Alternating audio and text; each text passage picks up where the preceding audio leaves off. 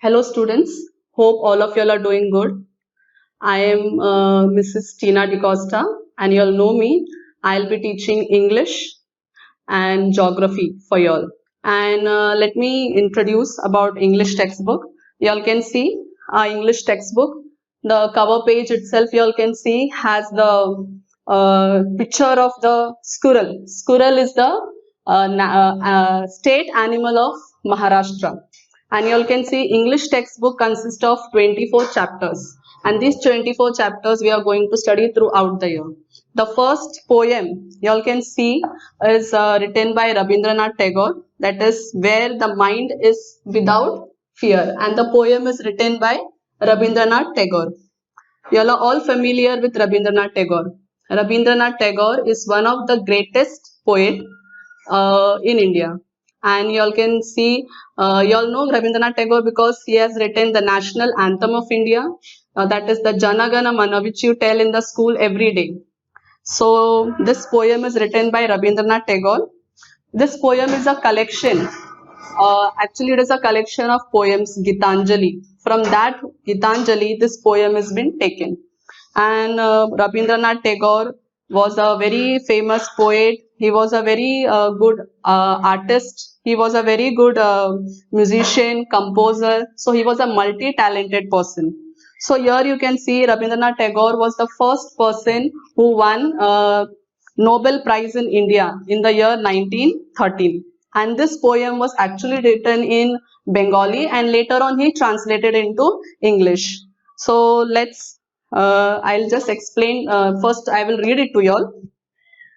Where the mind is without fear and the head is held high, where the knowledge is free, where the world has not been broken up into fragments by narrow domestic walls, where the words come out from the depth of truth, where tireless striving stretches its arms towards perfection, where the clear stream of reason has not lost its way, into the dreary desert sand of dead habit, where the mind is led forward by thee, into ever widening thought and action, into that heaven of freedom, my Father, let my country awake.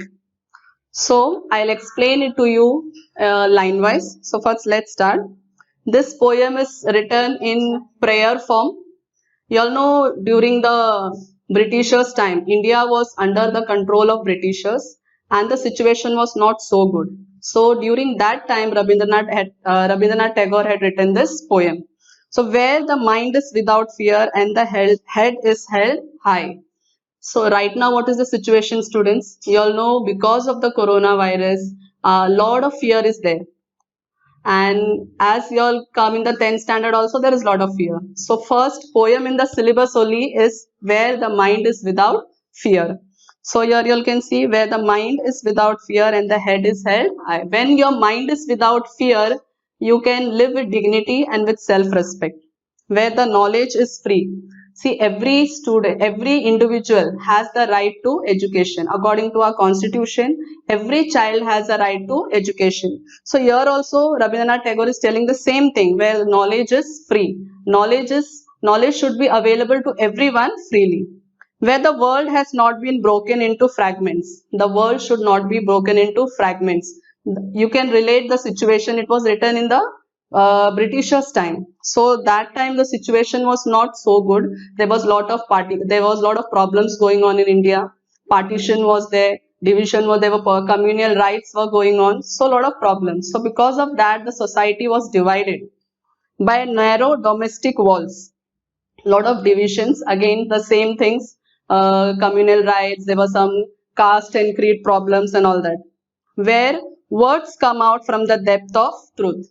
Each and every word that come out from your heart should be true. You should not lie. Where tireless striving stretches its arms towards perfection. When you work tirelessly, you can see I have written the meanings here on the board.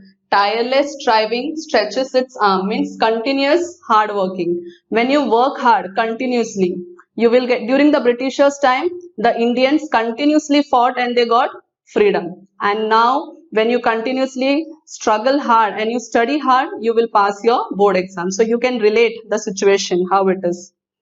Where the clear stream of reason has not lost its way. When your mind is free, when there is no fear, you can clearly see everything. You can clearly see your path. You can see your objective very clearly.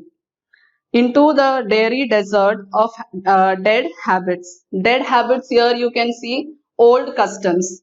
Old custom means during the Britishers' time there was a lot of old customs. For example, there was sati system, there was untouchability, there was child marriage. Lot of problems were there in the society, which was creating a hindrance in the progress of the society. जो society को आगे बढ़ने नहीं दे रहा था.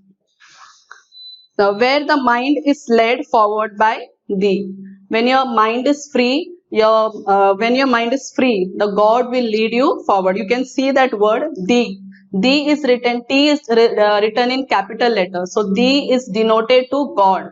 We always denote God with a capital letter. Into ever widening thought and action. Ever widening, again you can see the meaning is becoming bigger. When your mind is free, you have positive thinking, you have good thoughts in your mind, then there will be always, you can see, progress will be there. Into that heaven of freedom, my father let my country awake. Here again you can see, when everything is clear in your mind and you are true and you are striving and you are struggling, then you can see the heaven of freedom. That means you can see, you can create a world which will be beautiful like heaven. And here again you can see my father. My father means it's not our father, it's God. Rabindranath Tagore is denoting my father means to God, and he is making a prayer to him, is appealing to God. So students, you can see here, again I have written all the meanings. You all can refer to these meanings. Figure of speech is given. So I want to, you all have to mark the figure of speech. Just see the third line. The world has not been broken into fragments.